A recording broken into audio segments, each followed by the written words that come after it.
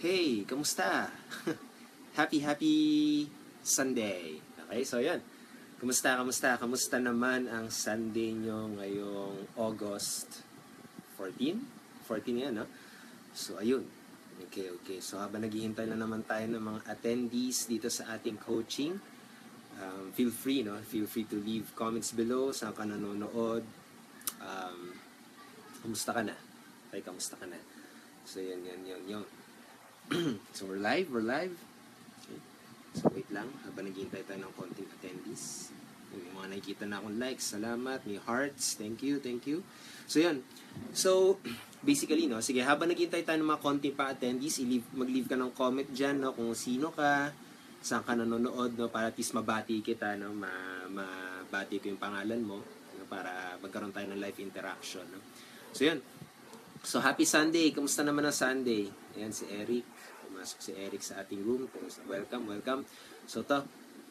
Okay, so meron tayong 6 attendees. Yan, si Papay Lajak. Okay. Kamusta ka dyan? Hello.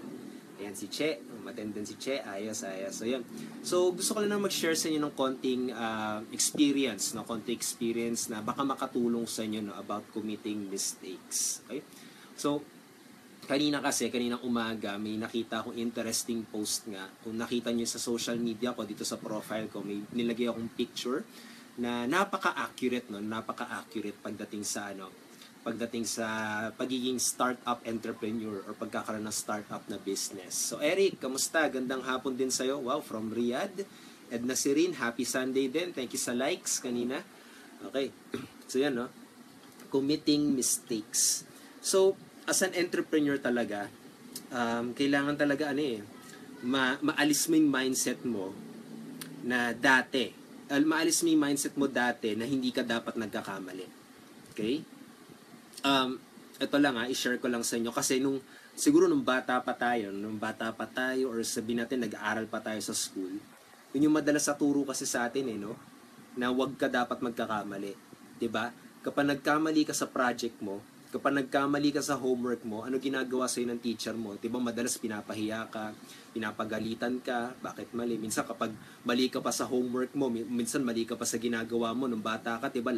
Baka pinapagalitan ka palagi, pinapahiya ka, no?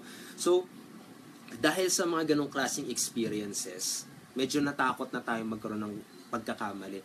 Pero alam mo ba, para magkaroon ka ng resulta dyan sa business sa ginagawa mo, kailangan maka-overcome ka doon. Kailangan makita mo ang committing mistakes ay isang step para mapunta ka dun sa goal mo.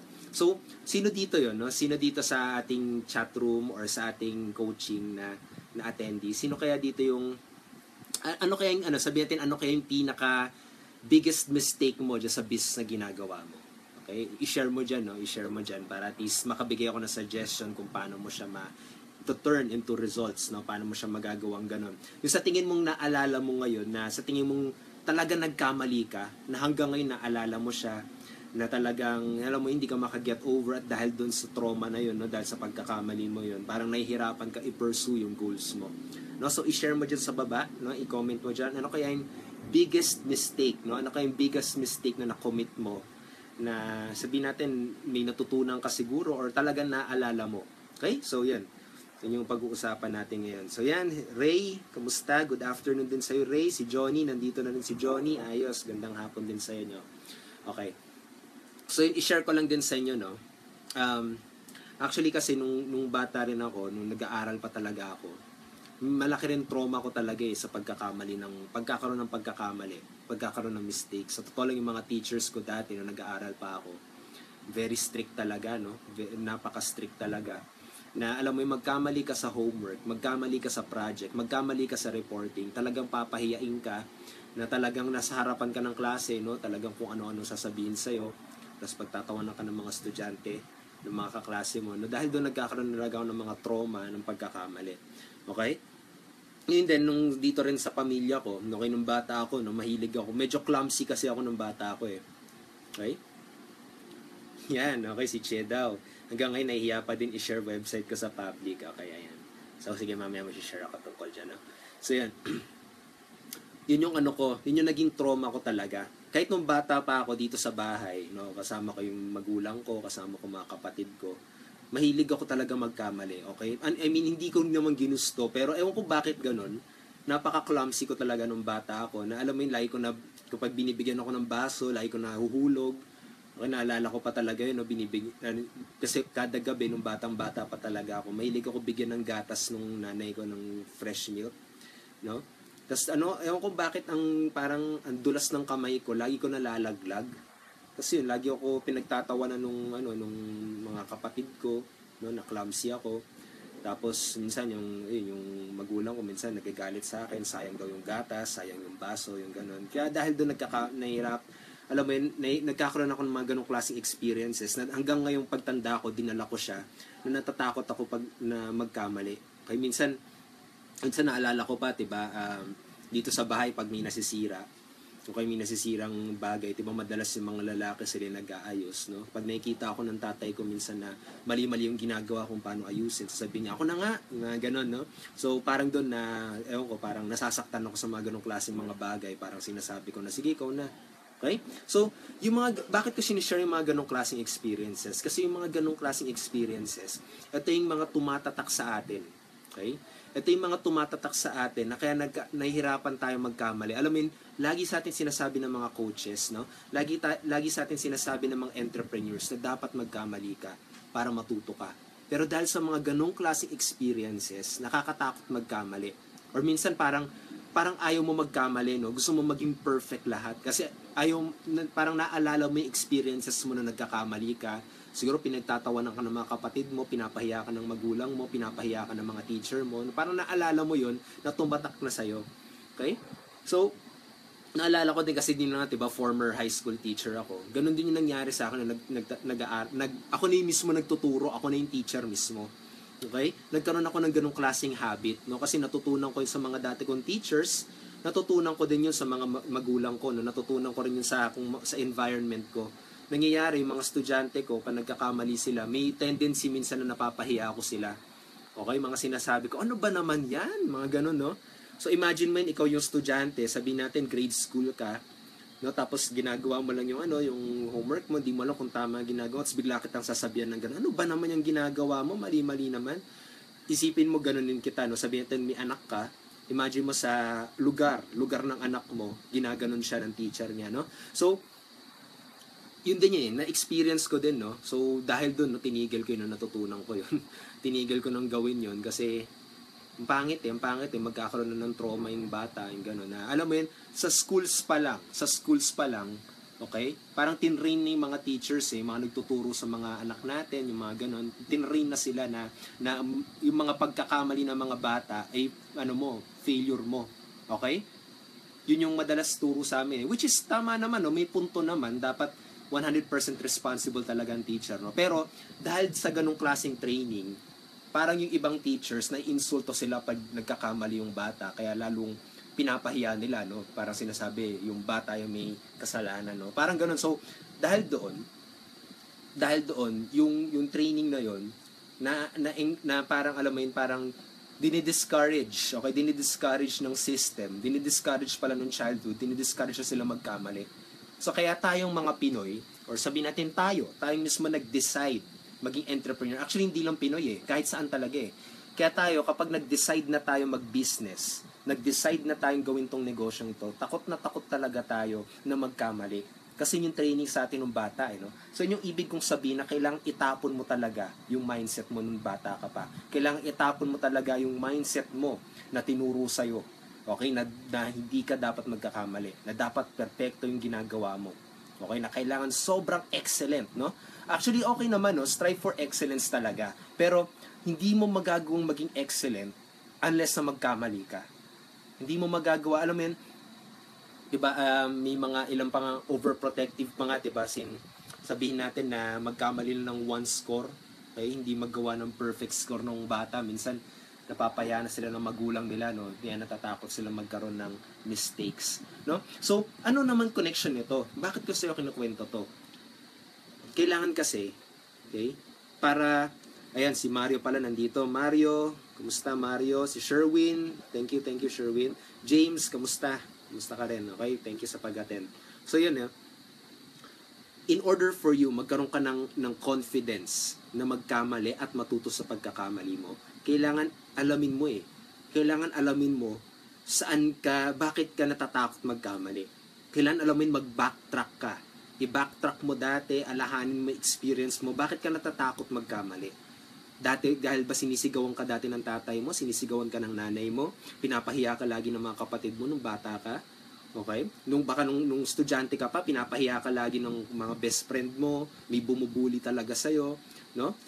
Dahil nagkakamali ka, pinapahiya ka ng advisor nyo, ng teacher nyo, no? Kailangan malaman mo yun, kailangan ma-identify mo yun. Kasi kapag tinuloy-tuloy mo yung business mo, na hindi mo alam kung bakit ka nahihirapan magkamali or hindi mo alam kung bakit natatakot ka magkamali, masa-stack up yung trauma mo na yan Masa-stack up yung experience mo na yan. So, bago ka mag-commit ng mistakes, tapos natatakot ka mag-commit ng mistakes, alamin mo kung bakit ka natatakot. Alamin mo kung bakit ayaw mong nahihiya. Bakit ka nahihiya, no? Alamin mo kung bakit, no? So, ganun. So, katulad, kanina yan, sharing ni Che, nahihiya daw siya i-share yung website sa public, no? So, siguro yung magandang advice doon, no? Alamin mo kung bakit ka nahihiya. Baka dati kasi siguro sinubukan mo na magbenta, sinubukan mo na mag-share, okay? Tapos baka nakaranas ka ng rejection ng time na yon. Kaya ngayon nahihiya ka nang mangyari yun dahil pinipredict mo na, no? Pinipredict mo na i-reject ka lang nila. Pwedeng ganun Kailangan ma-identify mo yung punto na yun, no? Yung punto na yun kung bakit ka nahihiya. Kailangan maka-get over ka doon. Okay? Kasi, bakit ko nalalaman to? Bakit ko sinishare sa inyo to yung mga konting pagkaka-psychology? Kasi ginagawa ko to nung nagtatrabaho ako Okay? Yan yung ginagawa ko sa bata. Okay? Kapag may mga may mga trauma sila, no? Yung mga trauma katulad bigla silang umiiyak sa klase. May mga ganun katulad tuturo ako. Tapos biglang may umiiyak sa likod, tapos binubuli pa sila ng mga kaklase niya dahil umiiyak, yung ganun. Kinakausap ko sa labas, tapos ina-identify ko talaga kung ano yung nag-trigger sa kanya, ba't siya umiiyak. Minsan, yung pala, bago siya pumunta dun sa school, sinampal pala siya ng nanay niya, okay, nag-away pala ng magulang niya, no? Inaway pala siya ng kapatid niya. Tapos kung na-identify ko na yung bagay na yun, no? Doon na siya nakaka-get over No, nakapagbigay ako ng advice na maganda na nakaka-get over na siya. Una-muna, no, pinapa-identify ko sa kanya kung bakit siya umiiyak. Same sa atin, no? Same sa atin. Okay? In order for you, no, magkaroon ng resulta dito sa ginagawa natin, you have to commit mistakes. Okay? Kailangan mo mag-commit ng mistake para matuto ka. Kailangan tanggalin mo talaga yung pagiging perfectionist. Okay? I'm sorry sa mga kasi hindi naman masama yun so totoo lang 'di ba? Dahil nga nagkaroon ng mga excellence, 'di ba? Dahil nga sa pagiging perfectionist, no. Pwede ka maging perfectionist, pero siguraduhin mo na willing ka magkamali. 'Yun yung ibig kong sabihin. Hindi pwede yung nagkamali ka, ikakahiya mo na yung sarili mo, gugulpihin mo na yung sarili mo, no, na parang kinakawawa mo na yung sarili mo, tapos wala na, nagki-quit ka na. Okay? Iba kasing entrepreneurs ganun Okay? Dami kong kasabayan talaga, no, dito sa pagiging entrepreneur. Dami ko talagang kasabayan. Tapos ngayon parang nagtataka sila sa akin bakit ako nagkakaroon ng resulta samantala sila wala pa. Tapos madalas na sinishare nila sa akin is yun na nga, no, is natatakot kasi silang magkamali. Natatakot silang may fear sila na baka ma-reject sila. May fear sila na pag nag-Facebook ads sila, mauubos yung pera nila. May fear sila ng ganun Okay? Which is, may punto naman yung fear nila.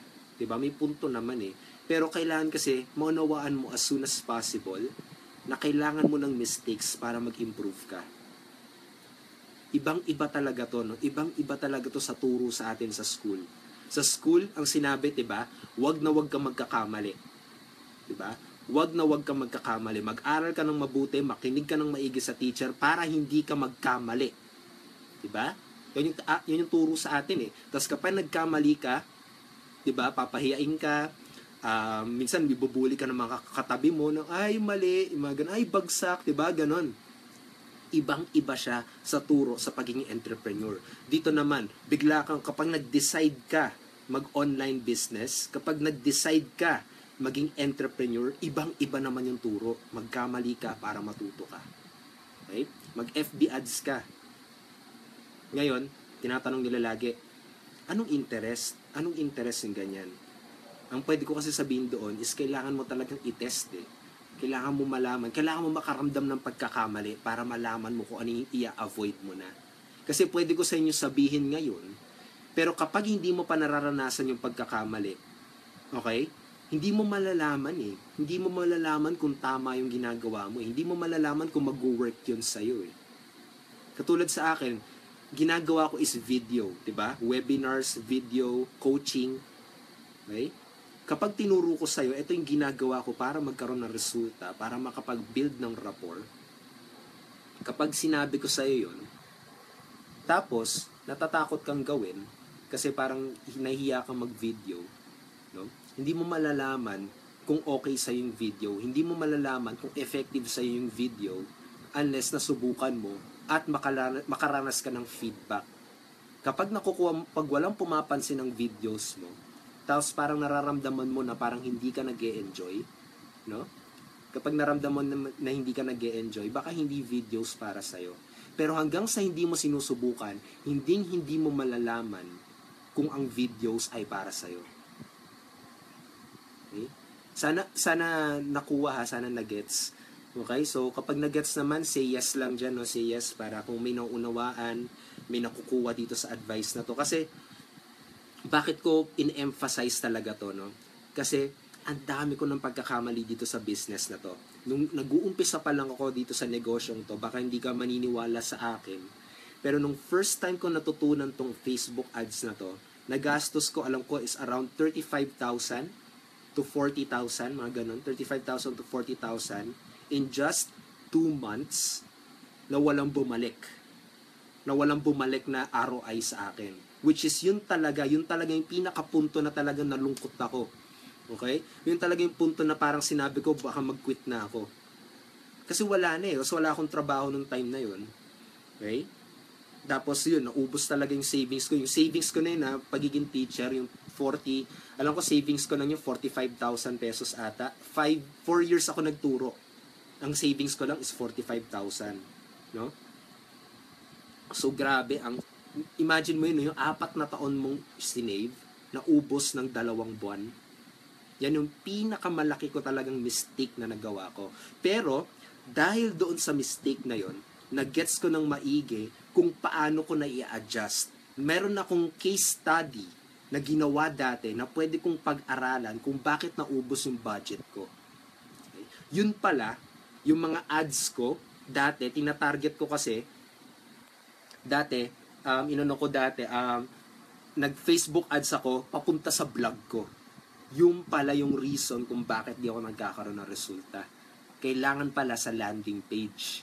No? Pwede ganun. No? Para sa akin, ganun nag-work. Kasi may mga iba naman mga tao na nakakapag-Facebook ads sila, papunta sa vlog, at nagkakaroon sila ng return of investment. Pero sa akin, yung strategy na nag-work sa akin, at least nalaman ko na hindi pala dapat ganun yung ginagawa ko. Nalaman ko na dapat pala landing page kasi mas naging effective yun sa akin. Okay? Kasi baka may iba sa inyo vlogger na ganun yung ginagawa nyo. Ang ganda naman ng ROI nyo na nagkakaroon kayo ng kita. Diba? So, hindi ko pwede kayong kontrahin eh. Kasi yun yung hindi nag-work sa akin. Pero nag-work sa inyo. Diba? Pero at least nalaman ko kung ano yung hindi nag-work. Alam ko ano yung nag-work. Okay? At yun na nga, medyo malaking mistake yung nagawa ko yun. Pero at least alam ko na kung ano yung i-avoid ko. Kasi yun, naramdaman ko na. Kasi pinaka nakakatakot talaga yung hindi mo maramdaman kung tama o mali yung ginagawa mo. Kahit sino mag-coach sa'yo, kapag hindi mo gagawin yan, hindi mo malalaman eh. At yun yung mararanasan mo na ang sakit sa ulo na information overload. Okay? Yun yung nararanasan mo siguro ngayon kung info overload ka ngayon. Kasi hindi mo alam kung yung inaaral mo ay effective para sa'yo. Kasi, parang ganito eh. Yung knowledge mo ngayon, okay, yung nasa store mo dyan sa pag-iisip mo, dyan sa utak mo, okay, napupuno yan. Napupuno talaga yan. Paano mo Paano mo mababawasan yan? Kailangan mo siya i-apply. kailangan mo magtapon din dyan. Katulad na nag-uumpisa pa lang ako, pinuno ko yung pag-iisip ko ng SEO, pinuno ko yung pag-iisip ko ng written blog, ng mga psychology, ng mga NLP, yung mga ganung mga klaseng mga bagay. No, pinuno ko yung mga ganyan, sumakit na yung ulo ko, hindi ko na alam saan ako magsisimula. Pero nung inaksyonan ko siya, sinubukan ko mag-try ng SEO, ang tagal ng resulta. Tapos ang daming vlog sa Google, hindi ko matalo. Ang tagal talagang naubos yung araw, naubos yung oras ko, wala pa ring resultang bumabalik. Tapos natutunan ko yung Facebook ads, sinubukan ko rin yung Facebook ads, nag-action ako, naubos yung pera ko, pero nakita ko na mas mabilis magkaroon ng resulta dahil nagkakaroon ako ng leads. Pag SEO kasi may mga coding ka pang gagawin, may mga keywords ka pang gagawin bago mo magawa na magkaroon ng maraming leads. Okay, kailangan ma-rank up mo pa. Tapos yung masaklap dito, hindi mo pa kontrolado. Kontrolado pa ni Google yung website mo. 'Di ba? Pero kapag nag-paid ads ka, kontrolado mo lahat. Kontrolado mo anong ads na ilalagay mo. Yung gano'n, no? So, nag-gets ko, naunawaan ko kung ano yung nag-work para sa akin. So, ginawa ko, tinapon ko na yung knowledge ko ng SEO, tinapon ko na yung knowledge ko ng pag-written blog, tinapon ko na yung knowledge ko ng yun, yung mga sobrang psychology, yung mga ganong klase mga bagay. Nag-focus ako sa Facebook ads. Kaya nakikita nyo, yung mga post ko lagi is tungkol sa Facebook ads. Kasi nalaman ko na yun yung nag-work sa akin. Okay? Pero hindi nalalaman ng iba kung ano yung mga mistakes na naranasan ko para makuha yun. Ngayon, kung nagsisimula ka pa lang, yun yung challenge sa'yo. Yung challenge ko sa'yo is to commit many mistakes as soon as possible para malaman mo agad kung ano yung mag-work sa'yo. Kasi hindi ko pwede talaga ituro sa'yo na mag-video ka eh. Kasi malay mo hindi ka naman nag-video, mahiyain ka pala. Hindi mo ma-imagine yung sarili mo magpi-picture, magvi-video sa harapan ng camera kung nakausap mo katulad itong ginagawa ko ngayon, no? So, ganun. Unless nasubukan mo.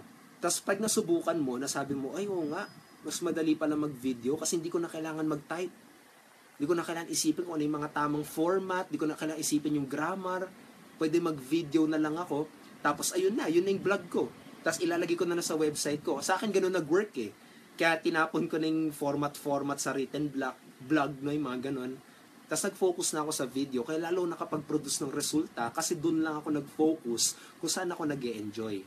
No? So yun yung pwede rin mangyari sa'yo. At ayun na nga eh. Kanina kasi may member din kasi ako. Yun yung ano niya, may ka-team din kasi ako. Yun yung problem niya. Yun doon siya nahihirapan no, sa information overload. Kasi yun yung sabi ko sa kanya, kailangan maalis mo agad yung information overload na yun by taking action. Okay? Ano yung matutulong yun kapag nag-take action ka? Kasi malalaman mo kung ano na yung kailangan mo itapon dito sa mga pinag-aralan mo. Ano na yung mga kailangan mo itapon at i-store lang dyan at masterin at mag-focus. Okay? Kasi kapag nalinis mo na, no, nanilis mo ng knowledge mo, magiging klarong-klaro na sa'yo kung anong klaseng business ang gagawin mo. Okay? Kung anong klaseng strategy ang gagawin mo. At ang gagawin mo na lang, dahil alam mo na kung ano yung strength mo, alam mo na saan ka nag-e-enjoy, doon ka na magfo-focus. Yung mga i-investan mo, mga training materials, ay tungkol lang doon. At doon ka magiging magaling. Kasi, alam mo yun na, diba, kapag naglalaro ka ng basketball, kapag araw-araw ka naglalaro, nagiging magaling ka rin, diba? Kapag, sabihin natin, nagmamaneho ka, no? Katulad mga jeepney driver, 'di ba? Sabihin natin na hindi nga sila sabihin natin maraming nagagalit sa kanila dahil 'di ba ang gulo nila sa traffic. Pero grabe no. Kung maisipin mo na kapag swerve sila ng ganung kabilis kahit ang laki-laki ng sasakyan nila, no? Pero syempre hindi magandang example 'yun, hindi magandang tularan. Pero makikita mo na kapag inaraw-araw mo ang skills mo, inaraw-araw mo yung mga knowledge mo, inaraw-araw mo ina-apply, magiging bihasa ka, magiging expert ka, na parang komportable na sa'yo na ginagawa yun. No? So, yun.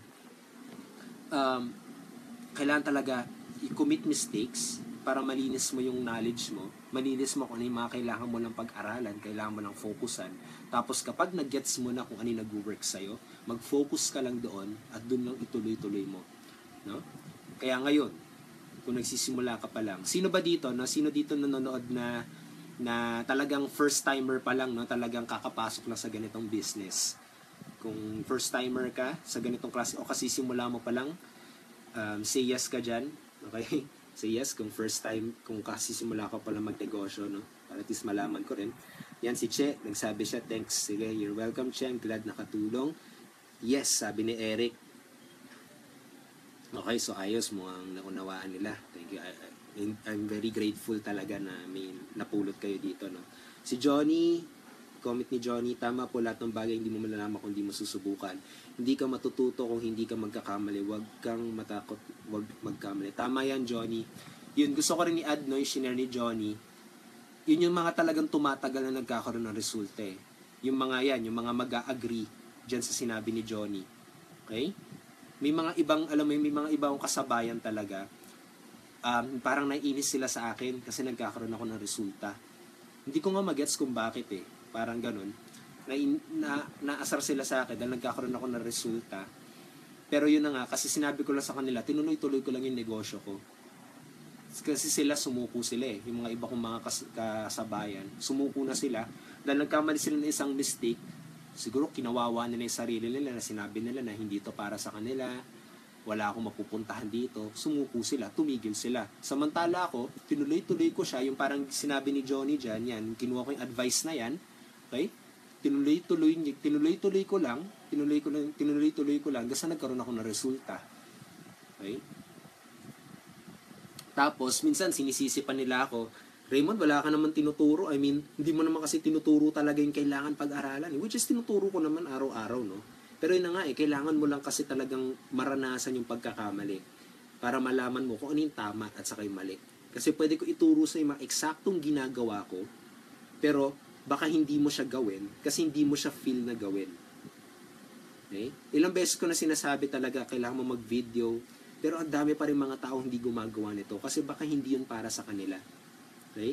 Which is baka sa'yo din, no? Pwede ko sa ituro sa'yo, kailangan mo mag-video ngayon na. Kailangan mo mag-video, kailangan mo mag-produce ng video, pero baka hindi mo siya gawin kasi hindi yan para sa'yo. Baka hindi mo trip, hindi mo feel. Okay? Yung pala, written vlog ka. Written post pa lang para sa'yo. Diba? Hindi mo malalaman yun na unless sa gawin mo. At makaalam ka ng feedback mula sa sarili mo at makakuha ka ng feedback mula dun sa audience mo. Okay? Kaya yan. Si Che, sabi niya, crab mentality. Okay? Tingin ko sa lahat naman talaga may ganun eh. Pero kung sino lang talagang tumatagal, alam mo, ang core ng isipin nito, pero yung talaga eh, yung ano tawag dito? Ano men? Umuta ko, gas-gas ng kasabihan na to. Yung matira mayaman, parang ganun, no? Kasi ganun talaga eh, no? Kung alam mo yun, na maraming humahata kasi pababa, pero pinipilit mo yung sarili mong iakyat yung sarili mo, no? Na hindi ka hayaan kahit 5 silang humahatak sa'yo. Dami na naranasan talaga ng ganun. Okay? Mga nagsasabi, yun na nga, na ano raw ako, na inaasar ako na, yun na nga, na puro salita lang ako, no? Na puro video lang, no? Puro salita. Yung ganun. Yung iba, sabi, yung mga resulta ko raw, dinadaya ko rin yung resulta ko, no? Pino-photoshop ko lang, no? Talagang, alam mo, hinahatak ka baba. Pero hindi, tuloy pa rin ako, no? Ganun din yung pwedeng mangyari sa'yo, no? Yun yung mga mararanasan mo once na nag-take ka na ng action. Pero, yung sikreto dito, ay yun na nga, okay? Kahit nahatakin ka nila pababa, pilitin mo pa rin yung sarili mo na makaangat para sa pamilya mo. Okay? Pilitin mo pa rin yung sarili mong magutom sa pangarap mo para hindi magutom yung pamilya mo. Okay? Ako nung nalaman ko yan, yung kasabihan na yan, no? Kailangan magutom ka sa pangarap mo. Alam mo yung pakiramdam na gutom, di ba? Sabihin, kakagising mo pa lang. Sabihin natin umaga, kakagising mo pa lang, di ba? Minsan, hindi ka makaisip ng maigi. Kailangan mo talaga kumain. Paano kapag tinrato mo yung pangarap mo na parang gano'n, no? Yung ganong klaseng pakiramdam. Paano kung tinrato mo ng gano'n? Na parang hindi ka mapakali, kailangan mo talaga magka-resulta para hindi magutom yung pamilya mo. No? Paano kung tinrato mo ng gano'n, no? Ano kaya mangyayari? Diba? So, yun. Nung nalaman ko yun, parang yun yung nag-breakthrough sa akin eh. Yun yung tumatak talagang breakthrough sa akin. Tinuloy-tuloy ko yung negosyo ko. Hindi ako subuko kahit ang daming haters, ang daming naghahatak sa akin pababa. Naalala ko yun, no? Ano pa ako? Hinamon pa akong suntukan sa Facebook. Alam, galit na galit sa akin. Hindi ko alam bakit. Siguro naiinis siya sa akin dahil araw-araw niya ako nakikita. Araw-araw niya na nakikita ng videos ko, araw-araw ako nagtuturo, araw-araw ako may mga followers ako na tinuturuan. Tapos yun daw, namon pa ako sa Facebook talaga. Makipagsuntukan daw sa kanya, tawagan daw niya ako. Yung mga ganong mga bagay, binlock ko na lang yun. Sayang ng oras ko dun. Ano, meron na ikipag-away ako sa bata, diba? So, ganun. Mangyayari din sa inyo kapag nag-ano kayo, nagtuloy-tuloy kayo sa pangarap nyo. Pero yung key doon ay wag mong papansinin yung mga humahatak sa pababa. Pansinin mo lang yung mga sa tingin mong alam mo yung mga criticism na sa tingin mo makakatulong sa iyo. Pero kapag naramdaman mo na wala namang kwenta yung sinasabi, no, talagang galit lang siguro at naasar lang siguro sa iyo dahil nagkakaroon ka ng resulta, yun yung wag mong papansinin. Okay? So yun. Si Eric daw, pa-help po, anong card ang pwede gamitin sa lahat ng FB ads, get response, auto post, yung madali kunin at mura ang naging card kasi kami minsan video ang mahal, nagpapatulong kasi ako misis. Ayan, sinabi ni Renz, Union Bank, FB daw po kabayan lang sa Union Bank. Ayan, agree ako sa sinabi ni Renz, Eric, pwede yon Union Bank na Ion card, yun yung una kong ginawa. Kaso ngayon hindi ko na siya ginagamit kasi na-ban na siya. Bakit na-ban? Yun. Nagkamali din ako. Sa FB ads, binan na siya ni FB dahil nga mali-mali mga ginagawa ko ng time yun. Pero natutunan ko ano yung mga tama. Dahil nalaman ko yung pagkakamali kong yun. Okay? Tapos nag-try din ako ng smart money. Pwede rin smart money card. Okay? Alam ko 100 pesos lang yun. Nangyari din, na-ban din yung mga smart money card ko. Alam ko nakalima akong smart money yun. Siguro pag nalaman ni Smart yun, magpapatay na ako ni Smart. Ang dami kong account sa kanila. Okay? Tapos puro ban lahat na ban yun dahil sa mga pagkakamali kong nagawa. Okay? Kung makikita ko pa ito. Sana maalala ko pa. Kung makita ko pa, no?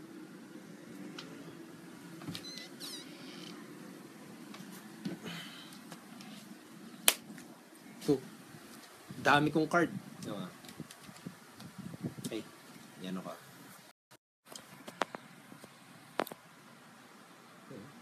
Dami kong card. Kita nyo yan? May PS Bank ako, may video ako. Ito, dami na to. Bundle na smart money to. 4 ata to. 5. 4 na smart money yan. Yan. Ayun, smart money pa. Ito, Union Bank.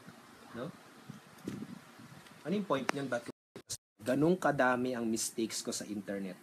Ganong kadaming accounts ang naban sa akin. Dahil sa mga mali-mali kong ginawa. Okay? Ganon kadami. Okay? Ganun karami talaga. Ngayon, very proud talaga ako dito. Ang dami yan. Hindi nakakasya sa card holder eh. Ang bigat na. Puro debit card. Puro ganun. Ang dami ko nang kinausap na bangko. Dahil yun, dami kong pagkakamali nangyari. Pero hindi pa rin ako tumigil. Tinuloy-tuloy ko pa rin siya. Okay? So yun. Pero yung masasuggest ko sa iyo yun, Eric, pwedeng Union Bank. 100 lang dati yun. Ngayon sabi 350 na ba? Ngayon sabi ni Renz na 350 na. Nagbabago eh, depende sa bangko. Sa PS Bank, pwede rin sa PS Bank. Okay, alam ko 100 pesos din yun. RCBC card yung ginagamit ko ngayon, my wallet card. 100 pesos din yan para makuha. Mostly 100 pesos eh. Tapos, 100 pesos, tapos mostly, ID lang ang kailangan. Karamihan ganun na. Ewan ko lang, depende sa bank. Meron din BPI, alam ko kabayan eh. BDO daw yun, sabi ni Renz pala. Ano nga ba yung BPI? Meron din BPI eh. Pero parang ganun nga, parang kabayan yung tunog. Parang ganun. Yung tawag nila. Sabi ni Grace, Coach, pwede ba name ni mama ko ang debit card tas ako ang mag-activate na sa abroad po ako? Alam ko pwede naman yun. Kasi, ang ginagawa ko ngayon sa Facebook account ng girlfriend kong gamit ko. Ngayon, bakit Facebook account ng girlfriend ko? Kasi yung pangalan ko, okay, medyo nasa watchlist na ako ni Facebook. Okay, kaya natatakot ako. Kaya nakikita niyo yung fan page ko, Internet Traffic Coach. Medyo natatakot na akong gamitin. I mean, hindi naman natatakot na, pero kinakabahan siguro. Kinakabahan akong gamitin yung pangalan ko kasi baka i-ban bigla. Parang nasa watchlist na ako ni Facebook. Kasi ang dami kong pagkakamaling ginawa, no? Parang gano'n. Ang dami ko ring accounts na ginawa. Tsaka ang dami ko ring try na ginawa. Kaya gano'n, para-paraan talaga. Pero yun na nga, Facebook account ng girlfriend ko, ginagamit ko. Pero yung card ko, nasa pangalan ko. Siguro pwede naman yung Grace, no? Name ng mami mo yun nasa debit card, tapos ikaw mag-activate. Baka pwede naman yun. Para-paraan lang. Pwede siguro yun, Grace. Si Johnny Missionary, winners focus on winning, losers focus on winners. Tama, tama. Tama yan, Johnny. Okay? Kaya kailangan, yun yung magandang tanong. Where are you focused on? No? Ayos na, nakakapagturo ka na rin, Johnny. Magano ka na rin. Video ka na rin. Facebook Live ka na rin. Parang ganyan lang naman yun eh. Actually, ito, yung topic na to, marami nagsasabi, Raymond, paano ka ba nakakakuha ng mga topics? Ba't napaka-active mo sa social media? May mga tanong sa akin ng ganun. Samantala ako, sinasabi niya, samantala ako, hirap na hirap ako makahanap ng topic. Yun ang pwede mong gawin eh. Parang yan, si Johnny may nakitang quote. Pwedeng gawin is yung quote na yun, makaisip ka ng bagay na pwede mong i-share. Okay? Parang ganyan, katulad nakita ko yung quote na yan, pwede ako mag-share tungkol sa mga haters. Pwedeng ganun, no? Kung paano mo i-inspire yung sarili mo na labanan yung mga haters, no? Mag-share ka tungkol sa personal experience mo. Mga ganun, no? Hindi mo naman kailangan na talagang, alam mo yun, na kailangan mag-aral ka sa school, na para maraming masabi mo na genius ka, na marami kang malalaman, yung ganon. Hindi mo naman kailangan mag-invest sa isang napakamahal na training program, no, para malaman mo yung mga pwede, para marami kang ma-share. Kailangan lang talaga willingness kang matuto araw-araw. Willingness kang matuto, willingness mo na i-share yung mga nalalaman mo. Okay? Para makatulong pa sa ibang tao. So, yun eh. Okay? So, yun. So, hopefully, may napulot dito sa coaching natin tungkol sa committing mistakes. Yun yung challenge ko sa'yo. Okay? Yung challenge ko sa'yo as an entrepreneur. Kanina may nagsabi ng yes. Simula niya, si Grace, nag-yes siya kanina. So, I guess, kasi simula lang daw niya sa business niya. Si Florante, sabi niya, tama. Thank you, Florante, sa pag-agree. Okay? So, yun. Yun yung challenge ko sa'yo. Kung nagsisimula ka man, or sabihin natin, isa ka ring entrepreneur na matagal na sa business na to pero hindi mo pa rin makuha yung resulta na gusto mong makuha, yun ang challenge ko sa'yo. Commit as many mistakes as soon as possible sa pinaka-short period of time para mas mabilis na malalaman mo kung ano yung tama sa mali. Mas mabilis na malalaman mo kung paano mo lilinisin yung knowledge mo at mag-focus ka lang sa strength mo na nagbibigay ng resulta sa'yo. Okay?